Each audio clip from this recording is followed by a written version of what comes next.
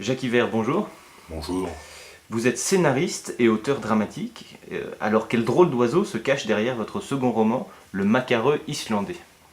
Drôle d'oiseau, oui, oui, le macareux est un oiseau exceptionnel avec un bec orangé, presque comme un nez de clown là. Et puis alors l'Islande, c'est une terre merveilleuse, les quatre éléments, terre, eau, feu, enfin tout se confronte et se chahute, c'est très bien. Mais derrière ce macareux islandais se cache un sinistre personnage, un meurtrier, un assassin qui se reproche rien de ce qu'il a vécu antérieurement, enfin de ce qu'il a commis d'une manière très sauvage, mais grâce à une rencontre avec une dizaine de personnages, multiples donc, il va se retrouver un peu confronté à ce qui va devenir son destin, peut-être une façon d'avancer vers une repentance, une rédemption. Vous savez, la terre regorge d'assassins a priori qui disparaissent dans la nature, meurtre dans la Vologne, le petit Grégory, on n'a jamais retrouvé, disparaissent. Donc lui est un de ces animaux étranges.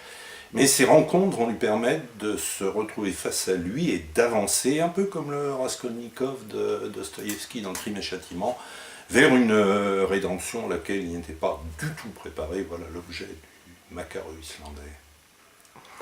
Alors Jacques Hiver, comment passe-t-on de l'écriture de pièces de théâtre et de scénarios, ce qui fut la plus longue partie de votre carrière, à l'écriture d'un roman comme celle de ce Macareux islandais? Avec beaucoup de difficultés. Non, j'en rêvais, ayant écrit pas mal de scénarios et de pièces de théâtre, mais c'est une technique que je ne connaissais pas du tout, que je ne maîtrisais pas du tout. J'avais fait des tentatives, mais je me perdais comme dans une espèce de jungle. Il y a des personnages qui me tombaient dessus. Je me dis, mais qu'est-ce que j'en fais après? Est-ce que je les tue ou est-ce que je m'en sers?